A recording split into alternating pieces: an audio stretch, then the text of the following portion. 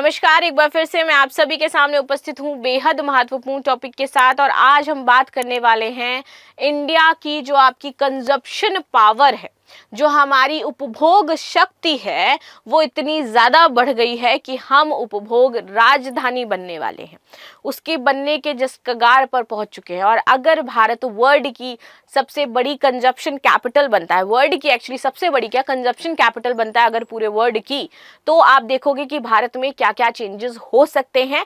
In positive aspects हम इसमें बात करने वाले हैं, नेगेटिव भी बहुत सारे इसके एक्सपेक्ट्स हैं, लेकिन हम यहाँ पर पॉजिटिव चीज़ें देखेंगे कि भाई क्या हो सकता है। अच्छा, हो क्यों रहा है, इसके पीछे का कारण क्या है कि हम वर्ल्ड की कंजप्शन कैपिटल बनने जा रहे हैं। रीजन इज दैट कि नाउ चलन में आ चुका है हमारा the nuclear families. Every person wants to live separated from their parents.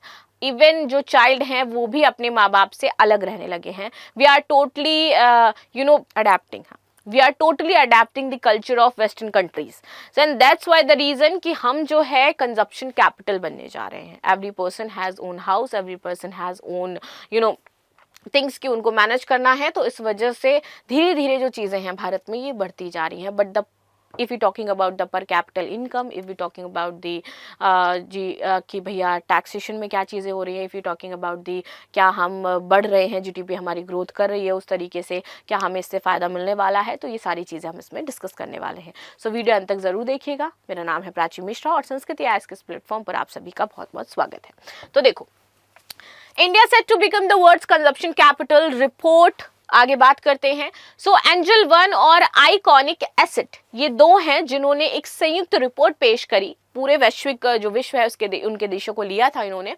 और इसमें ये देखा कि भारत जो है वो प्रमुख अर्थव्यवस्थाओं को छोड़ते हुए, कौन कौन सी प्रमुख अर्थव्यवस्थाएं हैं, चीन, जापान, अमेरिका, रूस प्रमुख अर्थव्यवस्थाएं हो जाती हैं, तो इनको हम पीछे छोड़ते हुए वैश्विक उपभोग की राजधानी बनने जा रहे हैं। भारत में उपभोग देश के सकल घरेलू उत्पादन का 56% है। जो उपभोग है इंडिया में और जो हमारी जीडीपी है उसका कितना है, 56% है। और ये विश्व में सबसे तेज गति से बढ़ रहा है प्रेजेंट समय में। भारत की खपत अगले दशक में 2034 की अगर बात करें तो दुगुनी हो जाएगी ये चीजें। बढ़ती खपत के मुख्य कारणों में से एक जो रीजन है वो है एकल परिवार की बढ़ती संख्या, जो मैंने आपको बताया कि न्यूक्लियर फैमिली का जो कॉन्सेप्ट है इन इंडिया जो आया है उसकी वजह से ये चीजें ज्यादा हो रही हैं। देश में घरेलू वृद्धि जनसंख्या वृद्धि में ज्यादा हो रही है, जिससे खर्च में काफी उछाल है। अब अलग अलग रह रहे हैं। अब बाई चांस पहले अगर हम फैमिली के साथ रहते थे तो पूरा बर्डन किस पर है, हमारे मदर एंड फादर पे है। फादर पूरा मैनेज करते थे चीज़ों को, वो खाना खर्चा जो होता था उस हिसाब से करते थे, आपको पॉकेट मनी मिलती थी जस्ट। अब हम क्या देख रहे हैं, लोग रोजगार के उसमें या फिर अलग तरीके से अब अलग रहना। अब अगर शादी भी हो जाती है, आप देखो तो पहले एकल परिवार होता था कि चाचा चाची ताऊ सब लोग एक साथ ही रह रहे हैं, लेकिन अब क्या धीरे धीरे सब अलग रहना शुरू हो गए हैं। और अब अलग में भी लोग अपने पेरेंट्स के साथ भी रहना अलग शुरू हो गए हैं। तो इस वजह से आप सबके अपने अलग तरीके से खर्चे, सबको सारी चीजें बिल्ड करनी है। जितना सामान हमारे घर में है प्रेजेंट समय में, उतना सामान यहाँ पर है हमारे पास। जितने खर्चे वहां पर हैं उतने खर्चे यहाँ पर हम उस तरीके से कर रहे हैं। तो ऑफ कोर्स दो जगह हो गए, परिवार एक ही है लेकिन दोनों के खर्चे अलग अलग हैं यहाँ पर, और उसी लेवल पर हम खर्चा कर रहे हैं कि घर का राशन लाना है, गैस भरवानी है हमें। तो आप समझ रहे हो किस तरीके से ये चीजें बढ़ रही है। तो ये वैसे ही है। इसके अतिरिक्त भारत वैश्विक कार्यबल विस्तार का नेतृत्व करने के लिए पूरी तरीके से तैयार है कि सबसे ज्यादा अगर कार्यबल होगा किसी के पास इन द फ्यूचर तो one and only country is India. और अगर हमारे पास कंजप्शन सबसे ज्यादा है तो हमारे पास सबसे अच्छी चीज क्या है कि बड़ी बड़ी कंपनी अट्रैक्ट होंगी किसकी तरफ, इंडिया, क्योंकि उनको पता है भाई कि यहाँ कंजप्शन है, यहाँ आने में हमारा फायदा है, यहाँ हमें ज्यादा पैसा मिलेगा। और यहाँ पर जो कार्यबल है वो भी क्या है, सस्ता है। इसको हम क्या है, फॉरेन में भी सेल आउट कर सकते हैं। तो इस वजह से इंडिया को फायदा ही फायदा मिलने वाला है, इसका नुकसान उतने ज्यादा नहीं है, इसलिए हम फायदे पर ज्यादा बात कर रहे हैं। ठीक है, चलो आगे बात करते हैं।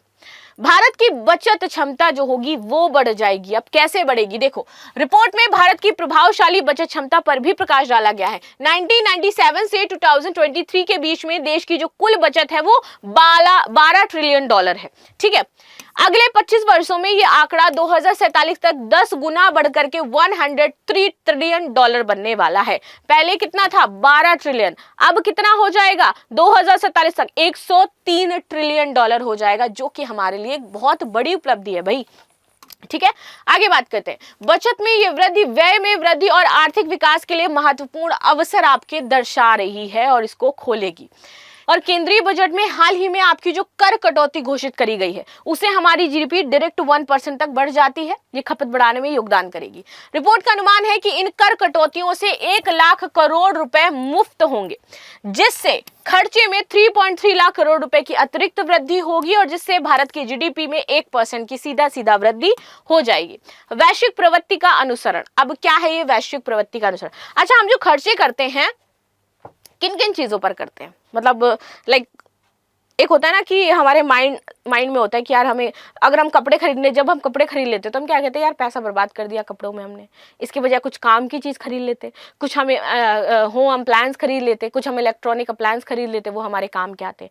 तो ये काम पहले पता है कौन करते हैं? ये अमेरिका और चीन और जापान जैसी कंट्री है जो ये देखते हैं कि कहाँ पर हमें पैसा ऐसी जगह लगाना है जहाँ से हमें कुछ आउटकम मिले, यानी कि वो क्या करते हैं, इन्वेस्टमेंट करते हैं अपने पैसे का।